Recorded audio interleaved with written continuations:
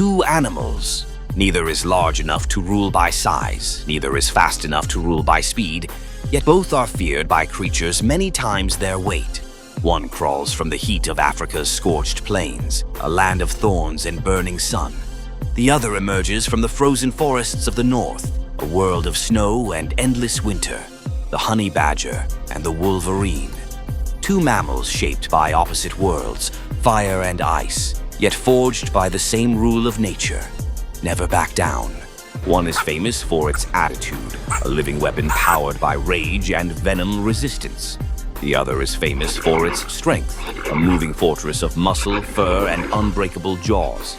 But if these two icons of toughness ever crossed paths, who would stand their ground? Would reckless fearlessness overcome crushing force? Would stubborn endurance outlast blind fury? Two fighters, two reputations. One question: who truly deserves the title of nature's toughest survivor?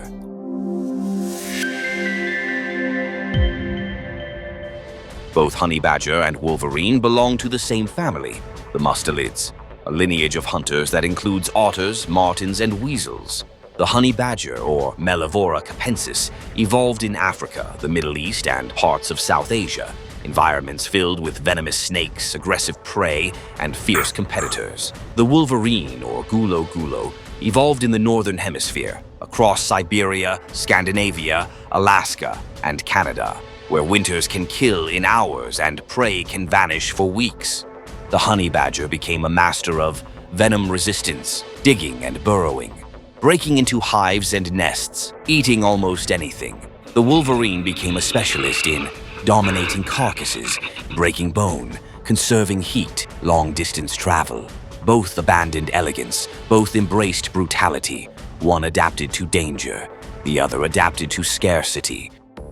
The honey badger looks small, but its body is engineered like armor. Short legs, heavy claws, a powerful neck, a squat, muscular frame close to the ground, built not for speed, but for resistance. It weighs between 9 and 16 kilograms, stretching roughly 75 to 80 centimeters from nose to tail. Its skin is one of its greatest weapons, up to 6 millimeters thick, rubbery in texture, and loose around the neck and shoulders. Its skin protects against porcupine quills, the claws and bites of lions, leopards, and hyenas. When a predator bites down, the honey badger does not freeze. It twists inside the grip, turns its head, and bites back. Its design makes it almost impossible to pin down. Even venom struggles to kill it. The honey badger can survive bites from cobras, puff adders, boomslangs. The venom may knock it unconscious. Its body temperature drops. Its heartbeat slows. But hours later, it often wakes and continues hunting. Its metabolism is capable of handling venom. It is not immune, but it is resistant. It also carries another weapon. Just like skunks, its specialized glands produce one of the most foul-smelling secretions in the animal kingdom. When threatened, the honey badger can release it like a chemical cloud, a stench strong enough to make predators recoil instantly. The wolverine is a different kind of machine. Where the honey badger is compact, the wolverine is dense. It is much larger. A male wolverine can weigh 18 to 30 kilograms, sometimes more, nearly double the mass of a honey badger. It can stretch over 1 meter in length, with a chest like a barrel and shoulders thick with muscle.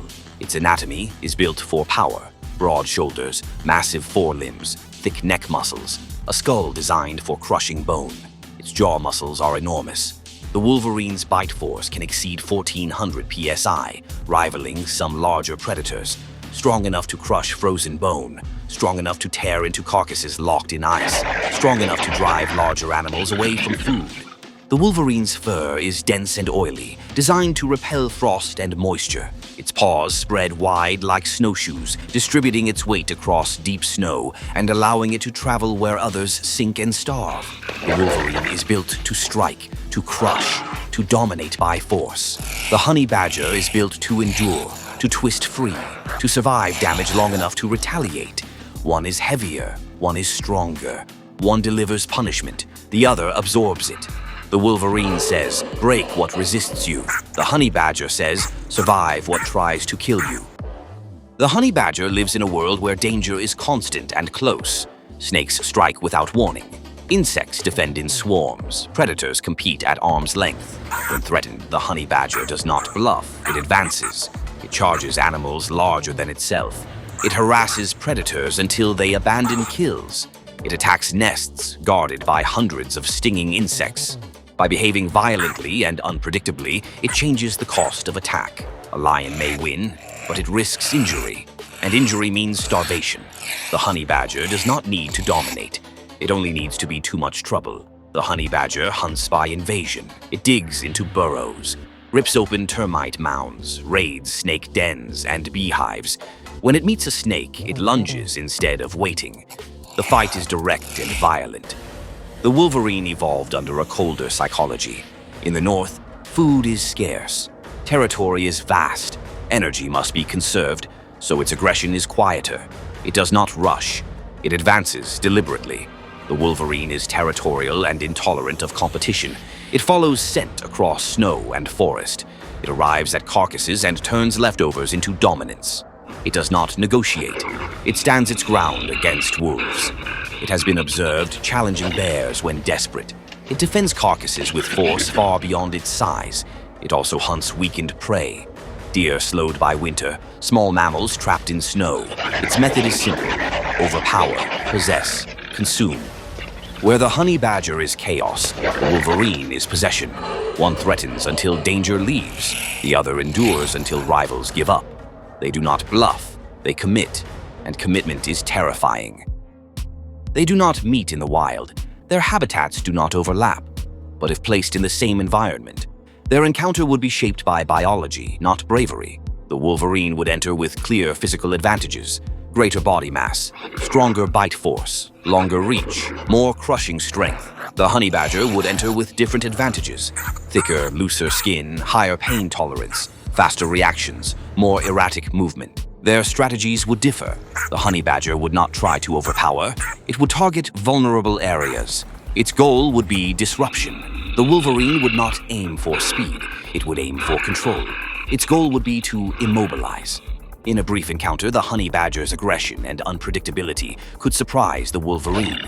In a prolonged struggle, the wolverine's greater mass and strength would become more important. But the most realistic outcome is not a fight to the death.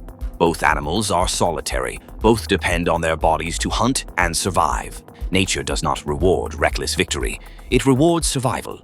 This matchup is not about who is stronger. It is about different solutions to danger. The honey badger survives by provoking retreat. The wolverine survives by defending possession. So what do you think? Between the honey badger and the wolverine, which survival strategy makes more sense to you? And more importantly, why? Is it endurance and fearlessness, or strength and control? And if you want another realistic matchup, check out Peregrine Falcon versus Golden Eagle. See you there.